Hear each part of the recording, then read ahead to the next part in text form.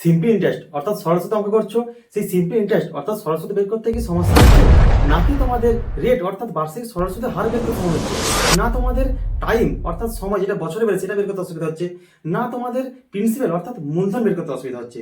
যদি এসব অসুবিধা হয়ে থাকে তাহলে আজকের ভিডিও তোমাদের জন্য।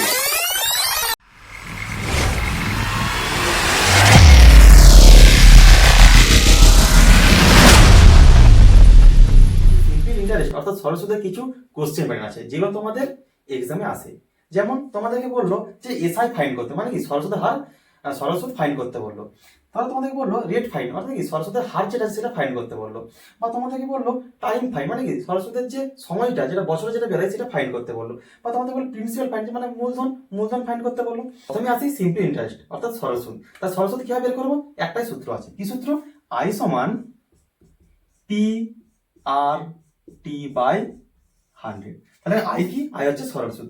পি কি? পি হচ্ছে মূলধন। আর কি? আর হচ্ছে বার্ষিক সরল সুদের হার। টি কি? টি হচ্ছে সময় যেটা আমাদের বছরে নিতে হয়, ডিভাইড বাই 100। তাই এখান থেকে আমরা নেক্সট যে অ্যান্সার থাকে, কোশ্চেন থাকবে, সেই কোশ্চেনটা আমরা সলিউশন করতে পারবো। যেমন রেট ফাইন করতে বলো তোমাদেরকে। রেট মানে কি? যে বার্ষিক সরল সুদের হার। তা বার্ষিক সরল সুদের হার কিভাবে ফাইন করবো? এই সূত্র থেকে আমরা এই সূত্রটা আনবো, রেট ফাইন করার সূত্রটা। তাহলে এখানে কি করবো? আর বের করতে হবে। আর সমান কি লিখবো? তাহলে আর সমান, তাহলে 100 আর আই গুণ হবে, তাহলে 100 আই ডিভাইড বাই পিটি। এটা তাহলে এটার মাধ্যমে আমরা রেট ফাইন করব। এরপরে কি আছে আমাদের? Time fine. এই টাইম ফাইন যেটা আছে, টাইম ফাইনটাও আমরা প্রথম সূত্র থেকে আনতে পারবো। ঠিক আছে? তাহলে এখানে টি সমান কি লিখবো? এখানে টি সমান লিখবো, তাহলে এখানে কি 100 ইন্টু আই কোনাকুনি গুণ করবো, তাহলে 100 I divide by T find করতে বলেছে, তাহলে পি ইন্টু আর লিখে দেবো, তাহলে পি আর। তাহলে এখানে কি হলো? টাইম আর টি মানে কি? টাইম সময়, আইটা কি সরল সুদ, আর পি কি মূলধন, আর আর সরল সুদের হার। ঠিক আছে? এরপর আছে আমরা প্রিন্সিপাল, মানে কি মূলধনটাই বার করতে বলেছে। তাহলে মূলধন কি বার করবো? এই এই এই সেম সূত্র থেকে আমরা এই মূলধনটা আনতে পারবো, মূলধনের সূত্র আনতে পারবো। তাহলে এখানে পি সমান কি লিখবো? তাহলে এখানে পি সমান, এখানে 100 ইন্টু আই কোন হয়ে যাবে, তাহলে 100 আই ডিভাইড বাই পি বার করতে হচ্ছে, পি বাদ দিয়ে বাকি কি আছে? আর আর টি আছে, তাহলে আর আর ইন্টু টি।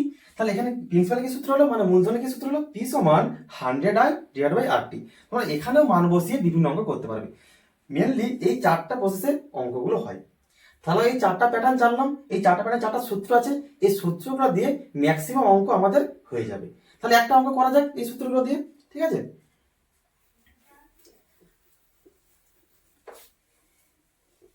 তোমার অঙ্কটা পড়ো, তখন অঙ্কে মুছছি। ঠিক আছে?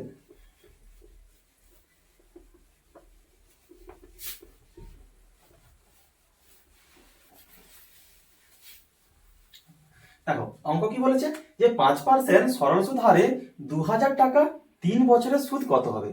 তাহলে আমাদের দেখতে হবে কি কি আমাদের ডাটা দেওয়া আছে। কি দেওয়া আছে বলো? 5% সরল সুদ হারে বলেছে, তাহলে কি দেওয়া আছে? আর দেওয়া আছে আমাদের। তাহলে আর সমান কি আছে? 5%, 5। তাহলে কি হচ্ছে? 2000 টাকার 3 বছরের সুদ। 2000 টাকা বলেছে, তাহলে প্রিন্সিপাল দেওয়া আছে, মানে মূলধন দেওয়া আছে। মূলধনটা কত? 2000 টাকা। তাহলে 3 বছরে, মানে কি সময় দেওয়া আছে বছরে, তার টিটা কত দেওয়া আছে? 5 বছর।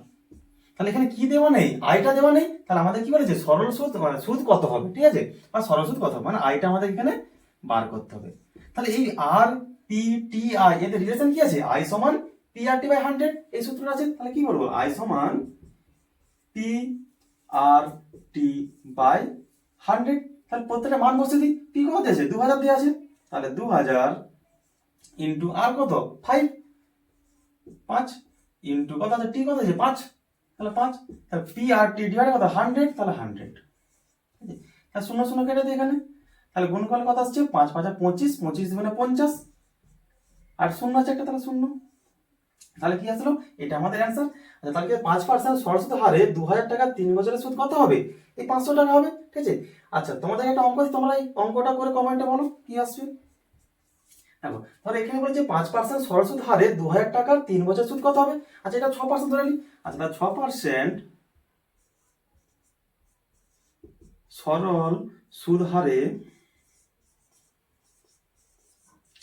আচ্ছা এখানে 2000 টাকা বলেছে, 3000 টাকা ধরে নিই। 3000 টাকার, আচ্ছা এটা 10 বছর ধরে নিচ্ছি।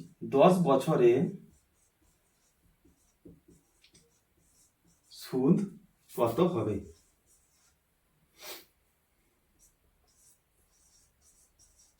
ঠিক আছে। আচ্ছা কি বলেছে 6% সরল সুদ হারে 3000 টাকা 10 বছরের সুদ কত হবে? ঠিক আছে, তোমরা এটা অবশ্যই অ্যান্সার বের করে কমেন্ট বক্সে কমেন্ট করে বলবে।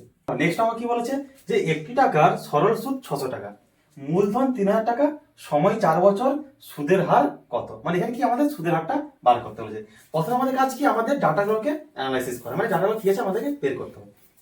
প্রথমে কি বলেছে যে একটি টাকার সরল সুদ 600 টাকা, তার সরল সুদ মানে কি আয়টা কত 600।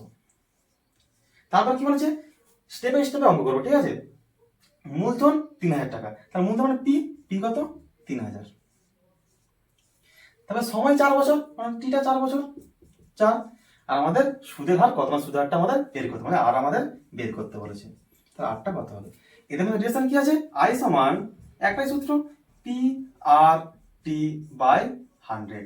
তাহলে এখান থেকে আর কত হবে? আর সমান 100 আই ডিভাইড বাই কত P into T.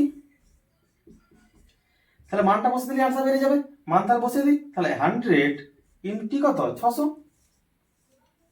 Divide by P কত মানে 3000 ইন্টু টি কত 4। তাহলে কাটাকাটি করে নিই, একটা দুটো এখানে 1 2, আচ্ছা 0 0 কেটে দিলাম, 3 2 6 20, 4 5 20, সমান্তরাল কত ছিল 5। তাহলে অ্যান্সার কি হবে আমাদের 5। তাহলে কি বলবো, একটি টাকা সরল সুদ 600 টাকা, মূলধন 3000 টাকা, সময় 4 বছর, সুদের হার কত হবে 5%। ঠিক আছে, এটা আমাদের অ্যান্সার।